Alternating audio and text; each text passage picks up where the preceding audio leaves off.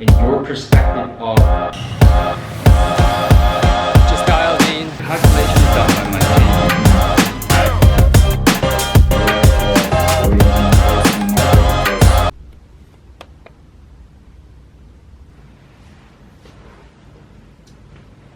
What's going on, guys? I decided to take a full day in the life video as a remote sales closer. Right now the time is 10 past 6. Yesterday I slept at like 1:30, so only slept about 4.5 hours. Typically I try to get 7 hours of sleep, but last night I finished work late and hit the gym afterward. So lots of coffee today and I'm excited. Let's get started.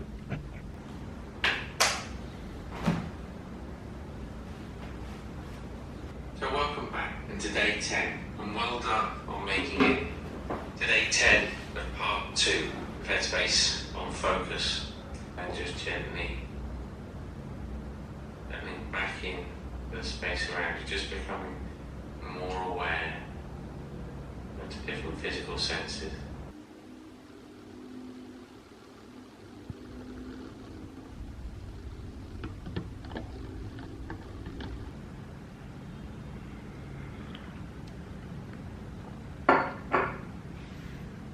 Morning coffee is always the best.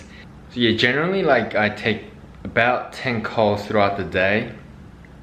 And whenever there's like some time left, I try to hit the gym. And I also try to do my morning routine. So my morning routine at the moment is to get the meditation first thing in the morning. I've been doing this for a couple of years. In the past, I did this meditation called Transcendental Meditation. It's a very famous meditation, 2 times a day, 20 minutes per session, like saying mantra in your head. I found that very beneficial, but nowadays because I'm so busy, I just use Headspace 10 minutes a day, first thing in the morning, which allow me to increase my self-awareness, but also the productivity and focus level as well. For those of you who don't know what the remote sales is, it's basically you're doing sales call remotely. You help businesses or personal brands to increase more revenues by closing deals in the Zoom meeting. Hey Karen. Hey, how are you, Mike? Good, yourself? But yeah, I've been looking forward to this call, and you know, in this call I can walk you through what we do and how we can help your brand. So, okay, awesome. That sounds great. Yeah, we're basically a distributor company in Korea that purchase the stocks of the global brands, and we basically sell them here without any fees. The reason why we can do that at scale is because we actually... Alright, first call done, nice and easy. So there was another beauty brand in US. They're doing really good numbers, and we see the potential with this brand for sure. Considering some of the distribution channels that we have. Using the same channel, whether it's celebrity endorsement, e-com paid ads, TV home shopping, offline retail, we've been helping other brands to do the same. I guess for your brand, do you have any distributor in the Asian market? No, I mean, we ship in China. I mean, my warehouse and distribution is out of China, so on that level, I've got China kind of covered pretty much, but The beauty of doing B2B offer is that sometimes you meet such a cool people like herself. She says she used to be in Intel, like she used to work for the Intel company for 17 years, and she transitioned to being an e-com owner to have more freedom for herself. So yeah, I genuinely respect for a person like herself who actually take action and putting in the reps. So second call done for the day. The next one is canceled though, which is rare in B2B, but it happens sometimes. So what I'll do is I'll do a bit of an operation as well as call. So right now, I mean, I pretty much do everything. So it's more like a sales manager, setter, and closer at the same time. So I do generating leads via cold emails by setting the email campaign, finding the right decision makers. This I use the VA. I get her to do all the manual work as a repetitive task of finding the decision makers as well as sending some emails. and then I use AI to do like a email automation campaign. Replying, I do all of that. So whether it's Instagram DM or LinkedIn or email, all the initial outreach that is sent, when the person will reply, I reply back to them. But the initial outreach is all automated by VA and AI. And then yeah, cold call, obviously I do that also, and then mainly like taking all the calls. So the first call with these prospects are more so like finding out more about each other, to see where they're at, to see if the pricing is a good fit. And then once we decide to go for the specific brand, then that's a negotiation time, because unless the pricing works, you know, as a distributor, which is the company that I work with, it's hard to take that risk of purchasing all the stocks and selling them in Korea. So we really try to get a favorable term for ourselves, and that's where a lot of our work goes in as well. But this is fun, man. I mean, I get to, I always say this to some of the boys from RSA, which is like a sales community that I joined. And sometimes when you go through a tough time, like you just gotta think of a positive thing. And you know, yes, hard work is taxing and all that, but like I get to practice English at the same time. So killing two birds with one stone, yeah.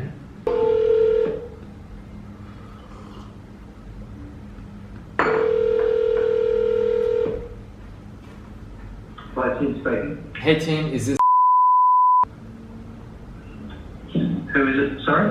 Oh, my name is Michael from Family Link. We are a Korean distributor. How are you today? Sorry, what's the business? Yeah, so we are the distributor in the Korean market. I'm just giving you a call to see if I can purchase your products in bulk. Do you do export as well? Yeah, mate. Yeah. Yeah, cool. I was having a look at your site. You have an organic zinc. Hello?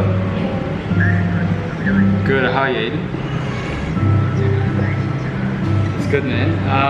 Yeah, so I had a chat to the founders as well as the internal team. Yeah, it seems like the pricing is not working, man.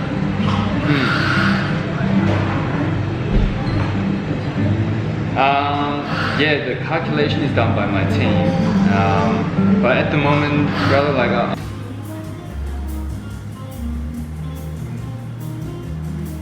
just finished the brekkie, and at the cafe I took more calls for the negotiation calls. It's approximately 12 p.m. I'm just gonna take a quick nap and then I'll hit the gym. Just finished taking a power nap. Sometimes it's amazing how you can be recharged in like 20 minutes. I'm gonna hit the gym, get the quick boxing sessions in with my coach. And I'll get back and dial.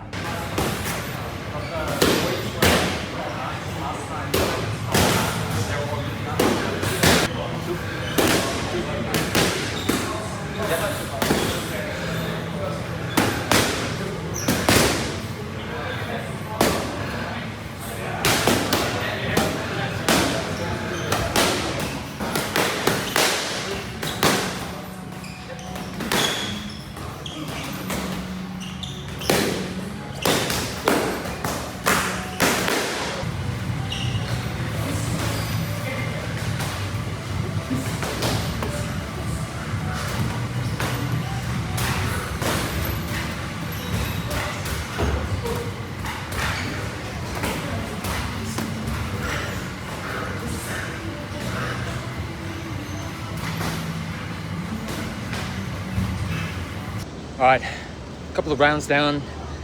There's something with boxing which allow you to stay focused and just dialed in, forget about everything. It's like active form of meditation. And especially when you spar, it's a surreal feeling. So I highly recommend all of you to give it a go. Now I'm gonna go home and take a few more calls. Let's go. Okay, yeah, that's a bit of a bottleneck because ideally we want to launch it in Q4. Do you have any readily available stocks for you to allocate for us? If you want the regular products, we can make any quantity for you for like September or October. This is no problem. Oh wait, so it's not 5 months then, it's more like 3 months, is it? Lead time? Yes. Okay, okay. If it's a regular product, it Yeah. can be very quick. Okay, what about like if we want to start in Q3, do you have any stock that you already have that you can allocate for us?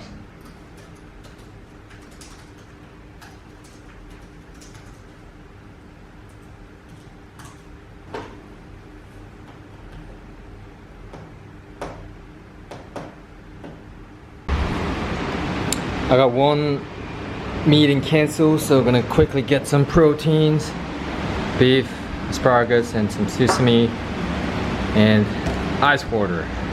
Yes, yes. Yeah, and we have like a separate marketing team and whatnot, but you know, as you can see, this is a lot of investment from ourselves as well because we cover all the costs. So do you mind if I ask you a few questions about the product and the channels that you guys are leveraging right now? Yeah, sure. So how does that, I mean, the brand positioning wise is a great story. Like we can definitely introduce in your perspective of hardware sales is important, I get it. But the family team is ready to spend a lot of money in marketing to have that long-term growth. That's why they're saying we need the subscription fees. If you're gonna go something like a subscription revenue share in the longer term, that's definitely that we need to you know, contract-wise, it's much harder than hardware as a standalone. So I'm trying to understand your situation here. When you say you don't have the subscription baseline, could you explain that to me? What do you mean by that? If anyone from Amazon, for example, will be buying right now, we have certain baseline out of those users who have bought it through Amazon, how many of those will convert to premium, right? So that's more like an average for us to be able to sell it through any kind of channel, right? For them to commit to that volume, they want to have at least some sort of insurance, which is subscription for them. Does that make sense? So if you can't give us 80%, I do understand because it's a complicated procedure, but what's like the best percentage that you could give it to us? I mean, so we kind of take those 25% of the premium subscription for granted. Anything above that would be 50-50 share. Yeah, so what we would, if for example you got... Yo, that was a tough negotiation call just now that I had. Previous call that I had, basically the situation was the RRP of the product that we're trying to distribute in Korea is very high. And so there's going to be a lot of marketing expenses that we have to spend in order to scale that brand. But that brand also runs a subscription-based business model. So our offer initially was to have that 80% of the subscription as our revenue. So it's like a rev share from the subscription. And then we said, hey, we're happy to commit to that volume and spend lots of different marketing expenses to different channels and whatnot. And their counter offer is we could give you a good pricing for the products, but we can't share high revenue share for the subscription. And their theory was like, we don't know if we're gonna sell the hardware in the future. In long term, we're also looking at growing the business with the subscription, so it's hard to get that 80%. And initially their offer was just 20%, but I ended up getting the 50% rev share from the subscription just now. So that I would say is a great negotiation that I had. Korean people can't read Spanish, so we need to make a Korean website anyway. ¿En qué condiciones? Te ha dicho que primero tiene que tocar el producto para poder... ¿El producto de ellos? Lo compran y lo tiran ahí. Sí. O sea, nosotros lo que tendríamos que hacer sería como una especie de cesión de derechos. Your Spanish is good. Thank you. Do you understand Spanish? Nah, I can hear your pronunciation at some point, yeah. We also don't understand Korean, so That's we're okay. the same. That's okay. Hey, with the website, you can make the website that we make belongs to you. Yeah. But we only make the Korean websites to have better conversion. Yo, my man. What's going on, brother? Mike, a lot is happening, bro. Nothing good to much, see you. bro. Yeah, good to see you too. Just been working out. Yeah. Good stuff, man. You're absolutely killing it. Yeah, bro. It is good in the sense that I'm making some comms, but not gonna lie, it's exhausting. But gotta keep pushing through it. 100%, bro. Well, but the thing is, like, Mike, I could, like, you know, resort and go back to a triage position. And don't get me wrong, you can make decent money with triaging, but at the end of the day, man, it's all about closing. I agree. Like, if I go back to triaging, how many months am I going to delay further before I get a closing position? That is a really good logic. It's just, Do you know what I mean? yeah.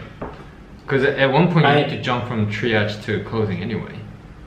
Yeah, 100%. That's why I left the last role. It was either stay there for another 7 months and possibly be considered for a That was a call with one of the boys from RSA, which is like a mentorship community that I pay for to get in tight ticket sales. I think it's really important to keep that relationship that, you know, I built at the beginning of this journey. Some of the boys really helped me to push myself to the next level. And you know, when your boys going through a tough time, you don't just neglect, right? And I know the guy who I just had a call with, he's definitely gonna get there too. And yeah, sometimes you just gotta stay as a tight pack and keep push each other, which is what's great about getting into the community and the mentorship and all that. So 3 more calls to go. Let's go. Aware of Korea being a very strong market because people spend a lot of defense, the Oligan is super strong. People brush it 3 times a day after lunch as well, which we don't really do here that much and so forth, right? So it's for the moment, our best sales are 12. Sure. The bigger. I can decide the quantity as well as a kilogram after you send me the pricing, because without pricing it's hard to Yeah. Okay. Of course. Okay. Of course. With this is where, because you have so many like different brands, I can answer any of the questions that you have, but if you can get back to me with the brands that is viable for us to become an exclusive distributor, we can let you know some of the brands that we're interested in, and we can hop on like a second call to discuss more details about that. How does that sound? Yeah, we could do. Alright guys, so I just finished my last call. The time now is 9:17 p.m. Let's do a daily reflection.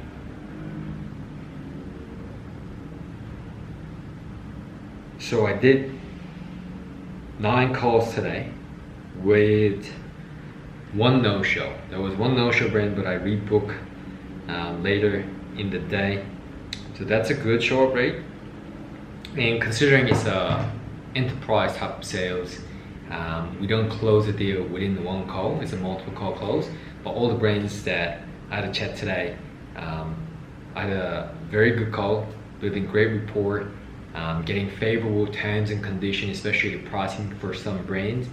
And that is really good start. With these brands, I'm gonna send them follow-up emails, continue having conversation via WhatsApp, phone calls and stuff like that to ultimately close. But yeah, great day for today, great progress. And what I think about the sales industry overall is such a great industry for anyone, because you get to learn how to communicate, you get to learn the work ethics and resilience, so many good values such as like disciplines as well. So I highly recommend for any of you who's watching to get into the industry. And nowadays there are tons of offers where you can work remotely as well, so why not, right? And then once you start making enough comms, you can think of doing your own business or become a sales manager to really leverage your time and resources more, which is what I'm thinking right now. But I'm not at that stage yet, so I'm gonna continue pushing forward and move things forward in terms of my sales career first, and then I'll find a business model where I could leverage. And yeah, that was such a raw, like no script prepared video, and I hope for those of you who are interested in becoming a remote sales rep, or for those who are interested in more like a distributor type of enterprise sales, like I hope this video give you a better idea. But yeah, I hope you enjoyed, and I'll see you in the next one.